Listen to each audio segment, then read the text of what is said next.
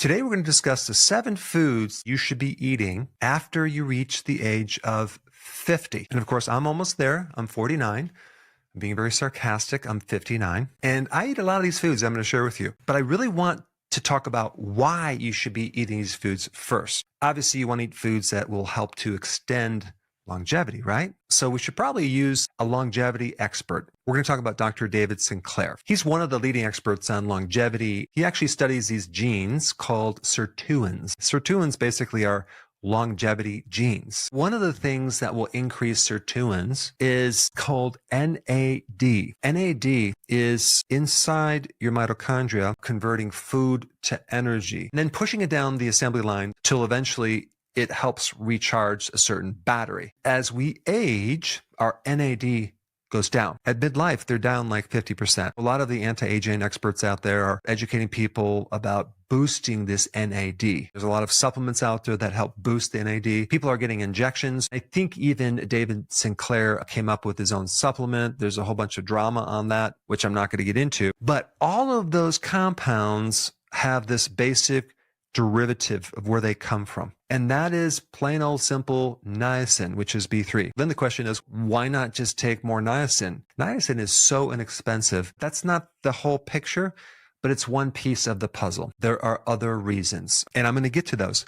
But I first want to show you a very interesting book. Now, what does this book have to do with niacin? Well, let me explain. In the late 1800s and early 1900s, there was a disease that was rampant called pellagra. For many years, they thought it was an infection. But to make a long story short, it wasn't an infection. It was a man-made thing. They isolated it. It comes from consuming a diet of just corn. So apparently in corn, niacin, B3, is locked up. And so when you just mash this corn up and live on a diet of corn, which a lot of people did, you end up with pellagra. But wait a second. I thought corn has been around for a long time. Like the Aztecs consume corn products and they, to our knowledge, didn't get pellagra.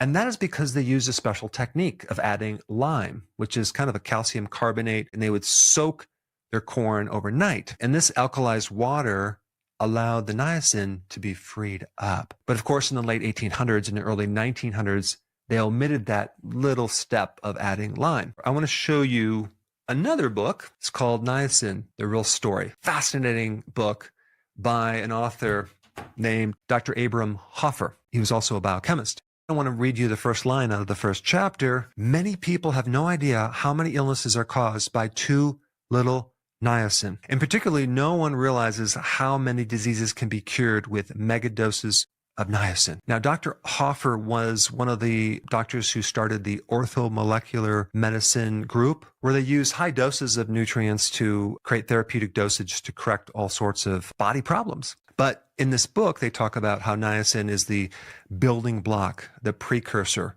for the NAD, which is everything to do with allowing the mitochondria to work. Now that we have the basics down, now we need to talk about, why does NAD decrease as we age? I don't want to go into a lot of details on that, but I will just tell you one of the molecules is called C38 if you want to look it up. So as we get older, the C38 increases and then our NAD goes down. So today we're going to talk about all the foods that can increase the NAD. So let's start with number 1. What will be the first one? Well, let's first talk about the food that has the most niacin. Okay, that would be very important as well, right? What food has the most niacin? If you look it up on ChatGPT, it will give you the incorrect answer. In fact, I had an argument with ChatGPT going back and forth because the first food that it gave me that has the most niacin was chicken. And I'm like, that's not true. The right answer would be beef liver. Okay. But number 2 is the food that they are telling you to avoid, which is really wild. And that would be grass-fed red meat. It's loaded not just with niacin, B3, but so many other of the B vitamins and so many other nutrients that can help you live a long, healthy life. Chicken is not at the top of the list, okay? Chicken is very high in omega-6 fatty acids. It's inflammatory. It's lower on the list, but it does have some niacin. But organ meats, red meat, okay? If you've been watching my channel, you know I recommend red meat for a lot of people, a lot of conditions. I consume it as the main protein in my diet for many reasons. And now you know one is just niacin, getting enough niacin. Now, Some people are not going to eat organ meats or red meat. Well, then have nutritional yeast, okay? All right, number 3, foods that have probiotics or microbes, and that would be sauerkraut.